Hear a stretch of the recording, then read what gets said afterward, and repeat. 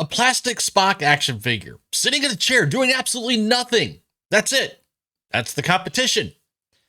And it reportedly beat Star Trek Starfleet Academy's official YouTube premiere in under 3 minutes. I wish I was making this up. Well, no, I'm not. And I'm not making it up.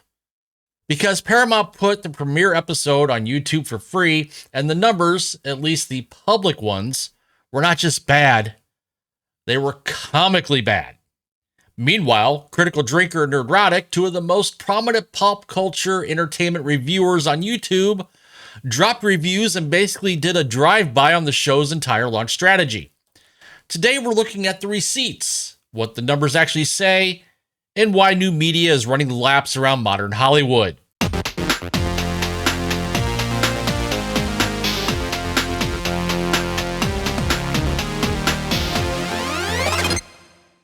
Welcome back, everyone. If you're new here, thanks for stopping by. Please stick around, check out this video. If you're a returning subscriber, thank you. I humbly thank you. Thank you for stopping by and checking out this video also.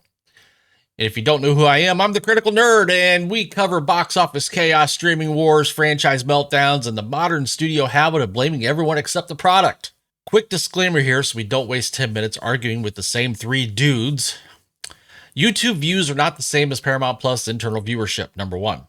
Number two, Paramount chose to make the premiere episode public on YouTube of Starfleet Academy. And three, so we're judging what they made publicly.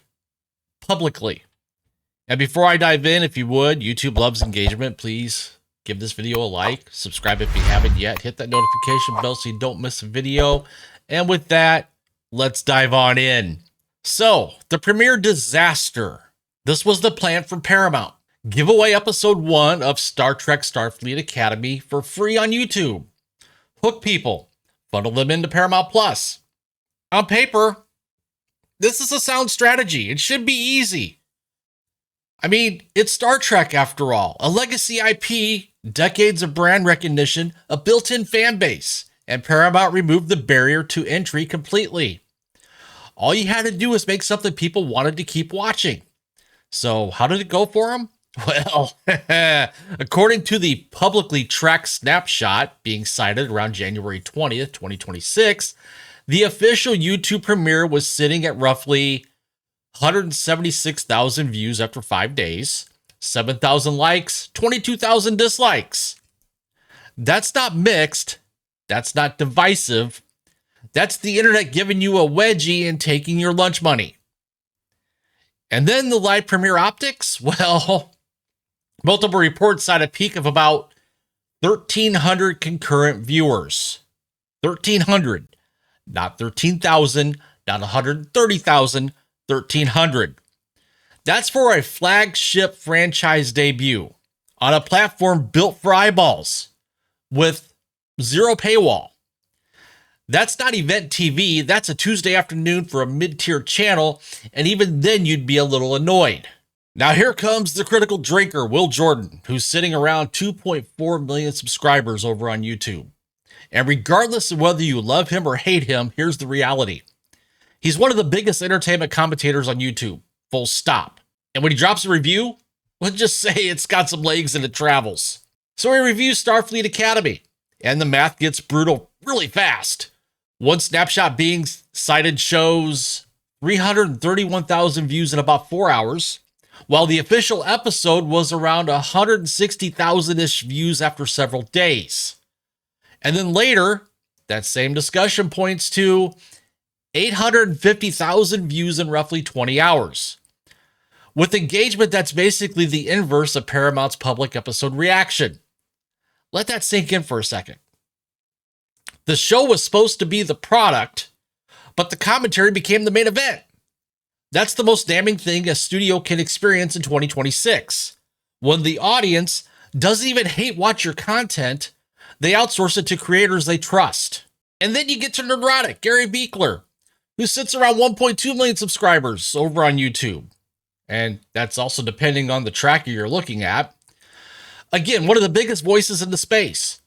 One of the most recognized channels for pop culture franchise commentary. Whether the industry likes it or not, he's part of the ecosystem that moves the conversation. Nerdrotic drops his review and the numbers fly. One-sided snapshot shows 403,000 views in 14 hours, which is, once again, multiple times the studio's free episode pace. But Nerdrotic didn't stop at review outperformed the show. He turned it into a science experiment. Because after the official YouTube premiere allegedly peaked around 1,300 concurrent viewers, Nerdrotic live streamed a plastic Spock action figure sitting in a chair doing absolutely nothing. And it reportedly pulled more concurrent viewers than Paramount's live premiere and later peaked significantly higher.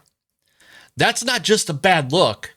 That's a historic delete the internet moment. And yes, this became such a meme that it got amplified further, with multiple clips and posts claiming even Greg Gutfeld referenced it on air. Whether you like Gutfeld or not, the point is the same. A studio-backed franchise became a punchline because a toy in a chair was more compelling than the premiere. Okay, now here's where I'm going to be, I'll just say, ignoringly fair. Public YouTube performance isn't the same as Paramount Plus minutes watched. Paramount could still claim internal viewing was strong, but the public signals aren't exactly screaming cultural phenomenon. Third-party rank trackers like Flix Patrol show Starfleet Academy in the Paramount Plus US Top 10 around January 19th through 21st, hovering around roughly in the number 2 to number 3 range depending on the day. So it's not invisible, but here's what's missing. The unstoppable number 1 breakout energy. The everyone's talking about it for the right reasons momentum. And then you've got the reception split. Rotten Tomatoes around this window shows critics in the high 80s, certified fresh territory, audience in the low 40s, after earlier reports said it dipped into the mid 30s before rebounding. Let me translate this for you folks. Critics say it's pretty good. Audience are saying, eh. And the YouTube engagement ratio on the free episode looks like a digital booing session. So here's the real story in all this. This isn't just Star Trek episode got dunked on. This is about who owns attention now. Hollywood used to control distribution. They used to control press access. They used to control what was event television. Well, now, they're renting space in the same feed as everyone else. And when you put your flagship episode on YouTube, you're not competing with other studios. You're competing with creators, commentary, clips, memes, reaction ecosystems. And if the product doesn't land, creators don't need permission to say it. They don't need a press screening. They don't need to protect the brand. They just upload, and the audience shows up. That's why it matters that two of the biggest reviewers in the pop culture entertainment space, Drinker and Nerdrotic, were pulling multiples of the show's public-facing interest in a fraction of the time. It's not a brigade. It's not a conspiracy. It's demand. The audience is voting with attention. So here's the bottom line. Paramount, well, they had every advantage. Legacy IP, built-in audience, a free premiere with zero barrier to entry. And they still got embarrassed, not by another studio, but by creators with microphones, credibility, and plastic Spock action figure. New media, they own the audience now. Hollywood is, well, they're just reacting. Now, I want to hear from you guys out there. Did you watch Starfleet Academy or did you just watch the reviews? And do you think this is permanent? Has the creator layer basically replaced Hollywood marketing? Drop it in the comments below. And if you enjoyed this breakdown, if you would, please smash that like button, subscribe to the channel, ring that notification bell, share this video out there with a friend or even a Star Trek fan. And with that, I'm the Critical Nerd, and I will see you in the next one.